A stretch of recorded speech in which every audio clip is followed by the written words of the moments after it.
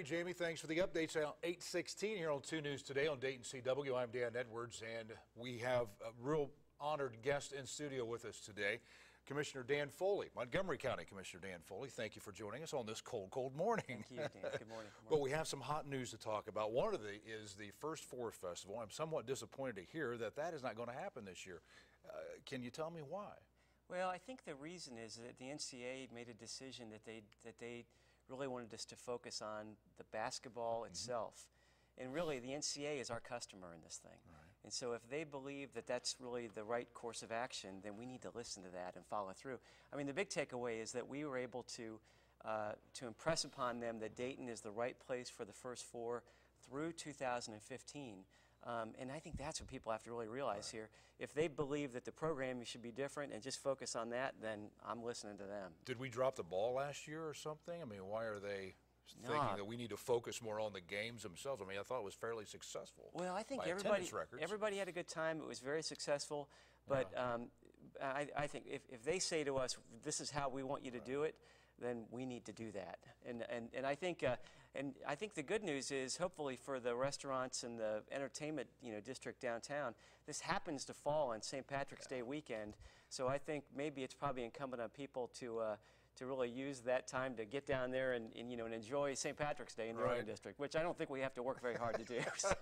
So we already kind of had a built-in festival already, didn't we? Right. Okay. Well, now Commissioner Dodge had mentioned to us last night that there were some other activities that might be planned around that. Can you share any of those details with us? Well, I think that the local organizing committee is going to be working very hard to welcome the teams and their fans into Dayton. I know last year when everybody flew in, when they got to their hotel, they basically made people feel like Dayton cared that they came here.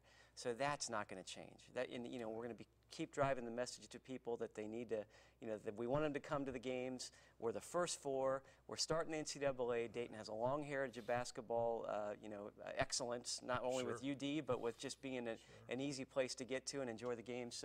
So I think it's a victory, and because it's different this year, by no means means that the NCAA, I think, doesn't realize that we're the right place to start this tournament. Well, let's switch gears here. Tonight we want to talk about the culmination of, more than a year-long effort for you and your fellow commissioners, Dodge and Lieberman, to reach out to the community to talk about the future of our county. What did your constituents tell you about that? Well, what was great about the last year is, normally you do a strategic plan, you kind of go into a conference room, you do your strengths, weaknesses, What we tried to do was involve the community in the work of county government. And so we listened to what people wanted out of their county government. We also did a lot of polling to kind of back up what people said. And so tonight we're going to hear about 3 initiatives that people really want us to focus on. One of them is to try to get more people educated, more college degrees, more post-secondary high school certificates that match up with skills. The second, and so support there's strategies under each of these things. One of the things under that initiative is to support the Learn to Earn initiative, where you're trying to get every 3rd grader in this county to be at a certain reading scale by the time they're in 3rd grade. The second area is more support for small businesses. We've got a lot of small businesses in this community that hire a lot of people, and we're trying to find ways to invest in those companies so that we can grow our economy. Last month, there's a company in Harrison Township called FC Industries. This company is a smaller company. They used to be heavily into tool and die for the auto industry, and now they're doing advanced manufacturing for companies like GE. So that's what we're trying to. That's what we heard from people tonight from 5:30 to 7:30 at Sinclair College. We're asking as many people as possible to come out to hear these recommendations, to help grow our economy, to help invest in our educated workforce. It's free, and parking's free under Building 12, so no excuse for you not to be a part of that conversation that culminates tonight. It's an exciting topic. We're looking forward to being there with you tonight. Commissioner Foley, thank you for being with us this morning. Thanks, we appreciate Dan. it. Appreciate it. Good luck tonight. All right, coming up the next.